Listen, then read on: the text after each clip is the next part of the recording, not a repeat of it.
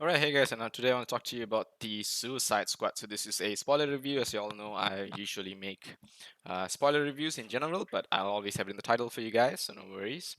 So I've watched both the Suicide Squad from 2016 and 2021, and while I can tell you that this is what do you call this, definitely based off DC Comics and its lore, this is in no way how can you put this, a film that is going to affect the DC films that we have seen so far. Means other than a call out such as saying that, oh, Bloodsport actually had shot Superman with a kryptonite bullet and put him in the ICU, which is said in like a single line. There is no other form of relation between this world and the world of the what do you call this, Justice League created by Zack Snyder. And there is also no relationship to any of the more recent DC films, such as what Warner Brothers calls as canon, which is the Aquaman movie made by James Wan, and also the Wonder Woman films, which is made by, I think, Patty Jenkins. So none of these films have any related lore to this film. At least from what I watched, because I had only a single seating of watching, and I'm not sure if I may have missed out little Easter eggs somewhere hidden in a corner. But there were two post-credit scenes, and none of them also have any relation to what do you call this, the previous DC films that we have seen. This is also what a lot of people call a soft reboot. And the reason for that is because a lot of the original Suicide Squad members, which consists of the Captain Boomerang, um, as someone, I think Mongal is new, and then there was what do you call this? Like, of all the Suicide Squad members that we saw, even Deadshot, we saw the Samurai Girl, we saw the Enchantress. So yeah, from all of those characters, what's left of the Suicide Squad in this film, or rather what it is whittled down into, is only Bloodsport, Peacemaker, who are both new. Colonel Rick Flag, Joel reprises his role as Colonel Rick Flag, and Harley Quinn and Rick Flag are basically the only originals who stay in this film. The rest of them, Bloodsport, Peacemaker, even Savant, who has a short film and a short role, and then there is what is her name? The girl who can control rats. Is the actress here? I think it's one of these. Is it?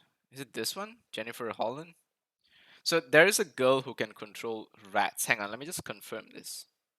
Right, so there we go. Apparently, she's not listed in the top cast because I'm not sure for what reason, but it is Daniela Malcoy who plays Ratcatcher 2.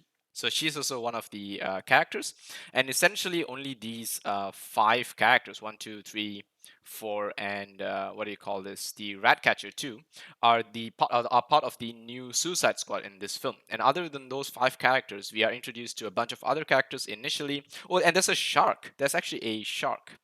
Can't seem to figure out who the shark is. Is there a shark here? There has to be a shark, right? King Shark. There we go. This guy, Steve Gee, plays King Shark. So technically six characters, but I think the Colonel is basically leading the Suicide Squad. So yeah, six characters. So these six are part of what's left of the new Suicide Squad. The rest of the characters are introduced early on in the film and then killed off in a pretty gory action sequence. And it's unfortunate that they had to kill off someone as famous as Captain Boomerang, especially played by Jay Courtney, because first of all, he's a great actor, and also the character is like really essential to the story of the Suicide Squad in the comics. And if you haven't read the Suicide Squad in the comics, I think it is still okay. It's a different take. They wanted to remove this character and bring in a lot of other new characters. And James Gunn basically wanted to do his own version of the Suicide Squad, and he felt that these characters need to be changed to fit his style.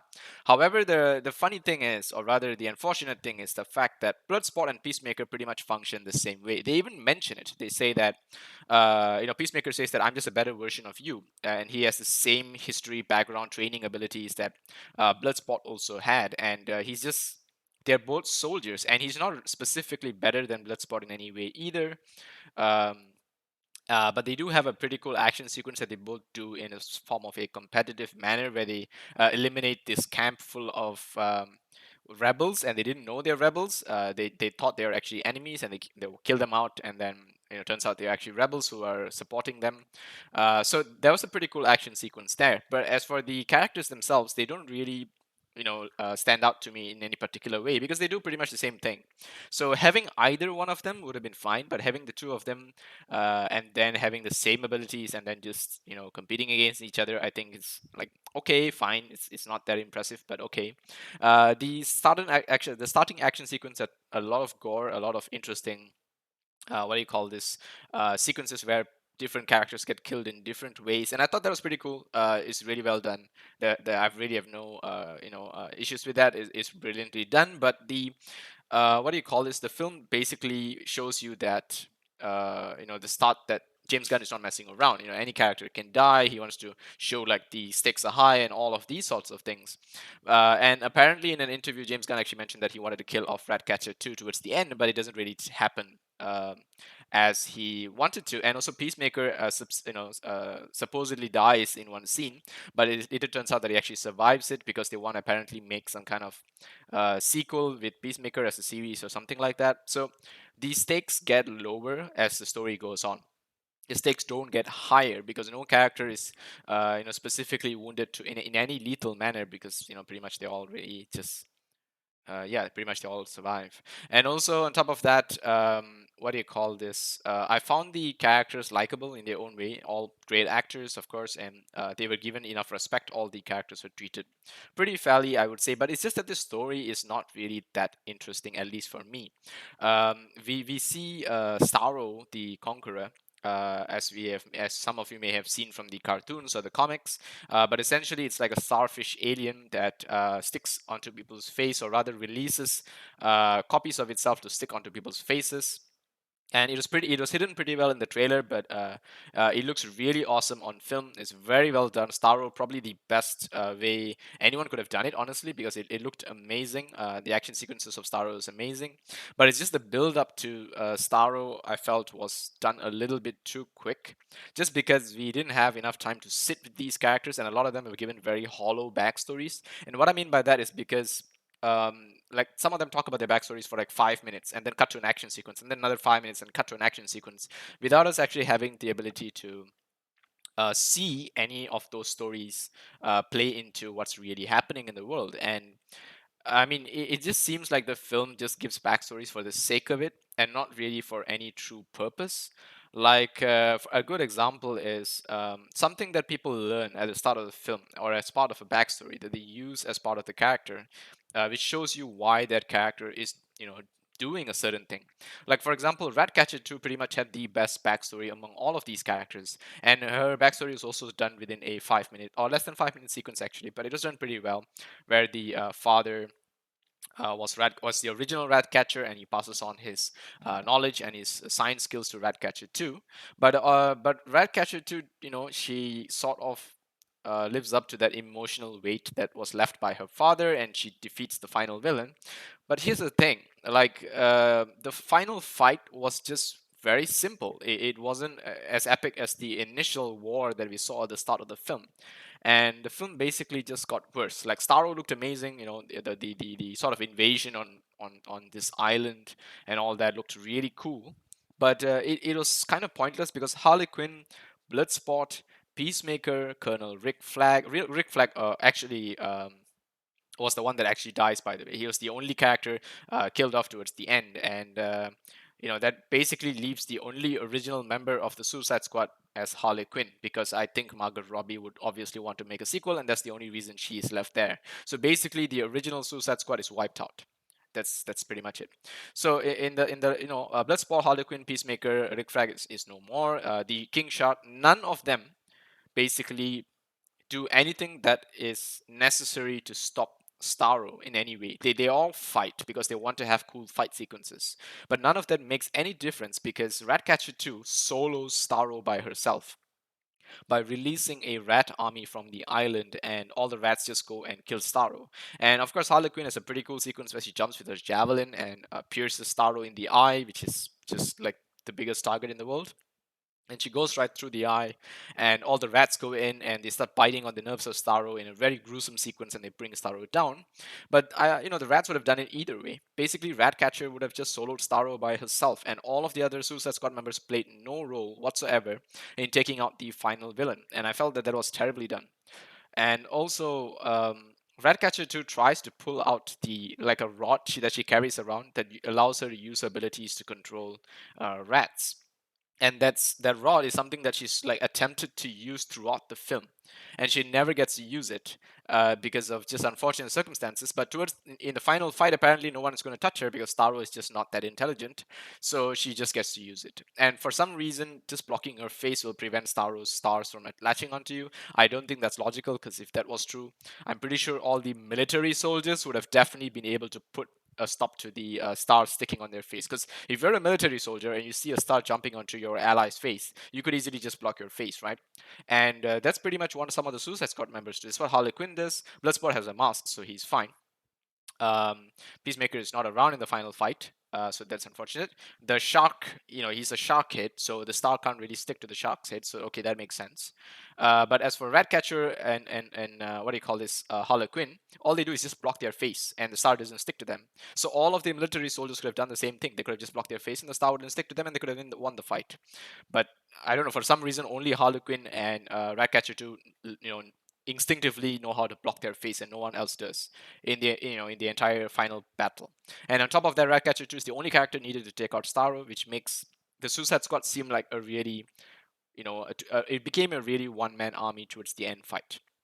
And also the entire story of them trying to investigate and try to reach this experiment that is being done on the local people, and it turns out to be some sort of a government experiment, where the US, what do you call this, astronauts are the one who first found Starro, and then they are the ones who brought it back to experiment with it.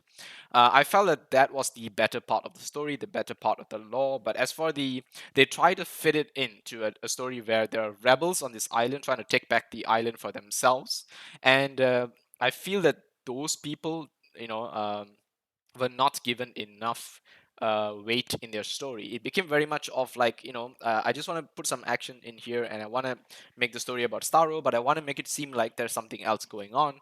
So they, they initially try to make it look like it's a rebel, a story about a bunch of rebels who want to fight back against the government, the militant government, and they want to take control back. And that entire thing, like finally, one of the rebels actually manages to get revenge by taking out the people controlling the island, the politicians controlling the island. But it just didn't feel like it had any meaning at all, because there wasn't enough time or weight or story actually given to these characters. So they were like, okay, that's just like the thing that's happening in the background. Yeah, whatever, we don't care. We want to go and see what Starro does. And Starro's fight is just basically Ratcatcher versus Starro. There's really no, all the other characters are just there as like, it's what Black Widow is in the Avengers. But just imagine three Black Widows, right? Harlequin, Bloodsport, and the Shark. All three are Black Widows, and then there's one Iron Man who just solos the fight. That's basically what it looked like. And it's, I mean, I know a lot of people said that this is a really good film or whatever, and it's way better than the 2016 Suicide Squad. To be honest with you, in my personal opinion, without offending everyone in the internet, I do not think that this is that much better than the first Suicide Squad. Is it better? Yes. Is it that much better? No, definitely not. Is a 7.6 worthy of a rating for this film? No. The plot is hollow.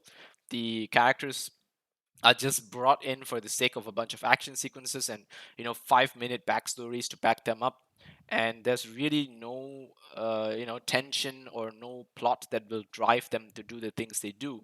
I think one of the best sort of emotional moments and fight sequences in the story is actually Colonel Rick Flag versus Peacemaker. And you can see the emotion in John Cena's face as he's forced to kill Colonel Rick Flag, because he knows that he has to do this because all he wants is peace, and he will get it by any means necessary.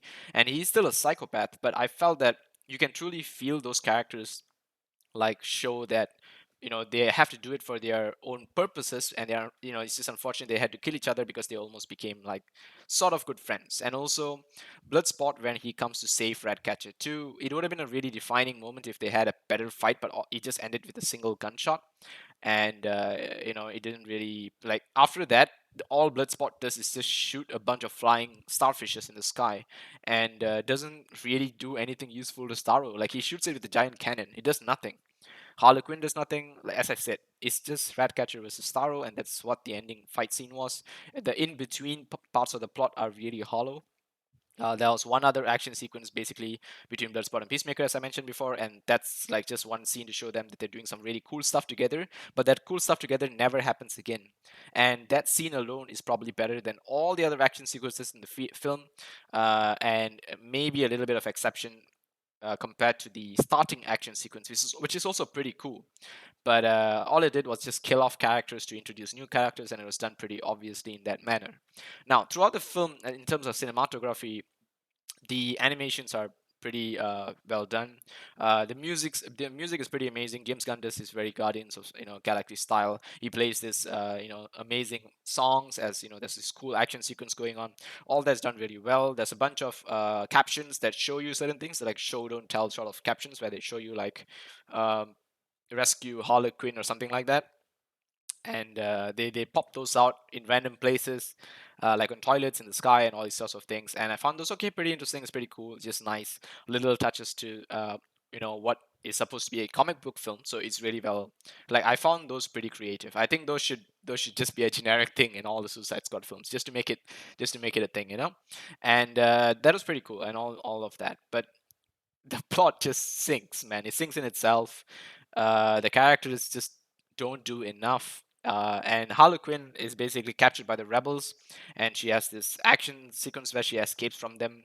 And she does it in a as Harlequin would. She kills everyone inside there. She comes out in a real psychopathic way, and I found that escape sequence and all that pretty awesome. It's very well done. It's truly what Harley Quinn is, and I think in all of Margot Robbie's Harley Quinn sequences, she has done all the action sequences pretty well done. Like, even in Birds of Prey, it was well done. The first one is well done. Here is well done. It's all pretty awesome.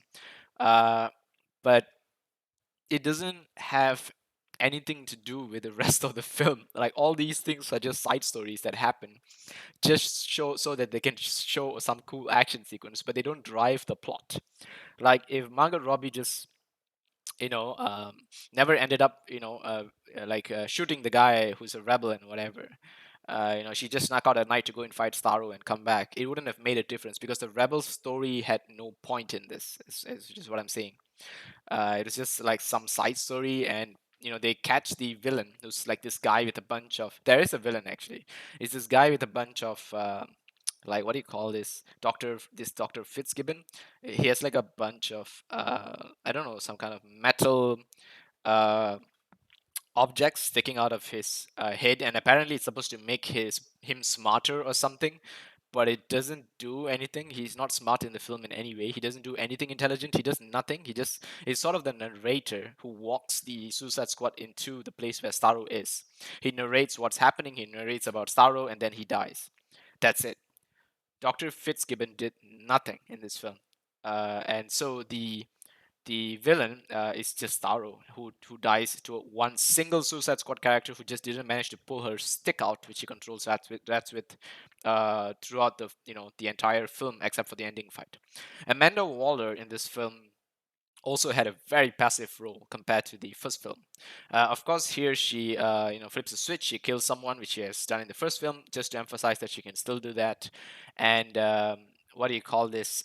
She has like this crew in, like, who's working with her in like the place where she is sort of like bunkered up, to run the Suicide Squad.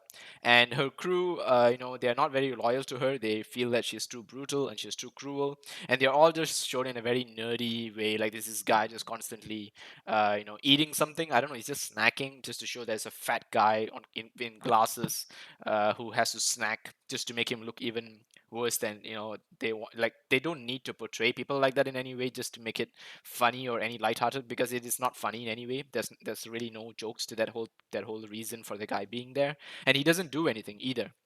He's eating from the start to the end of the film, and he doesn't do anything useful. The only one who does something useful is some random staff who walks up, takes a golf club, and whacks Amanda Waller in the head and says that, don't kill the Suicide Squad, let them save the island and defeat Starro, and so everyone else lets it be. And that's pretty much it.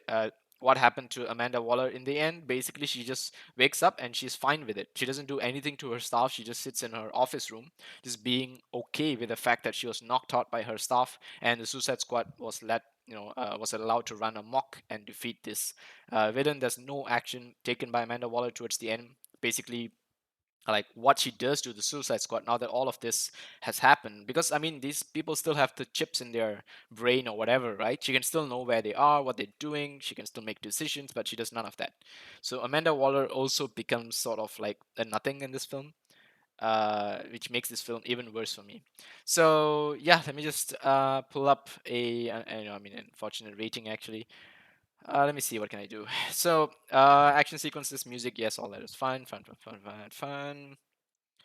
And let me move this here. There you go.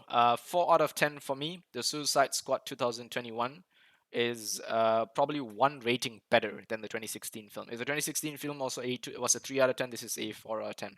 But to be honest, I still feel that both films are bad in almost the same fashion. And the first movie actually had a better story. This film just had better action sequences. Honestly, I think that's the truth. The first film actually had a better story.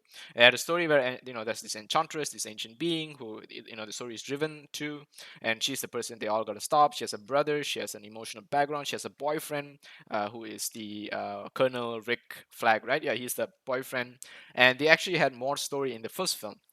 In this film, stories were given just to give the character, so they just introduced some backstory. And like, if you think about it, if you watch Justice League, you notice how difficult Zack Snyder finds it. Not really difficult, but how he details out each character's backstory and how he needs to take 4 hours to do it because he's introducing several new characters. And not only that, he gives them a backstory that actually has a plot point towards the end of the film. Like they're not given stories just for the sake of it.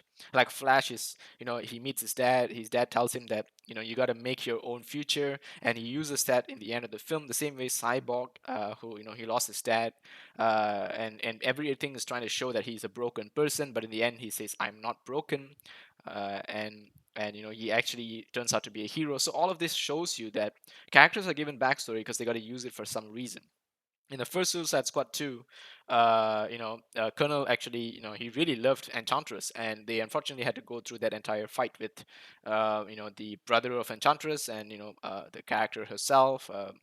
And I felt that that entire story sequence is actually better than this film. It's just that this film had definitely a lot of better action sequences, and as I said, Starro was amazing. Starro the Conqueror was amazing. The entire fight sequence to at the end was it is beautiful. It's gorgeous. It looks amazing. But as if you ask me, what is it? Star? Who actually played the Star? Um, what do you call this? The villain? Is there a character for the villain? No, there's no character for the villain. But anyway, yeah, the entire like end sequence was, it looked really cool, but it didn't have any story or any plot that was useful, and it was soloed off by one character.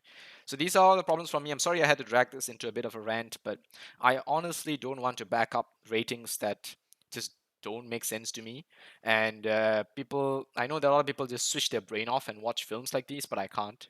Um, it's difficult for a person who's looking for intelligent films to watch these kind of movies. And I know that, like, if you ask me, Fast Nine, I watch yeah, the Fast Saga, right? I watch Fast 9, and yes, it's a pretty insane film, absolutely stupid film, and I'm glad to admit it. And this film as well felt, I don't think it's that much better from the other film that I just mentioned, because it has no story and it's just done for the sake of action sequences. It's like going to a circus instead of needing to watch a film.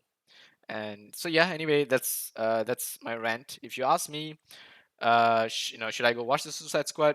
I don't know. You can. I mean, it's not something that you're gonna really, like, would you want to rewatch? Would I want to rewatch this film? Nah, I don't think so. I think it's whatever. I watched it, whatever. It's a few cool action sequences. The rest of the film is just boring.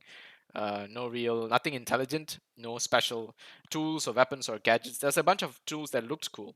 Like Bloodsport had a really cool looking helmet. He and Peacemaker just shoot people with a bunch of guns and they all look the same. Bloodsport has a bunch of gadgets that look cool. He used one towards the end to shoot Starro that did absolutely nothing.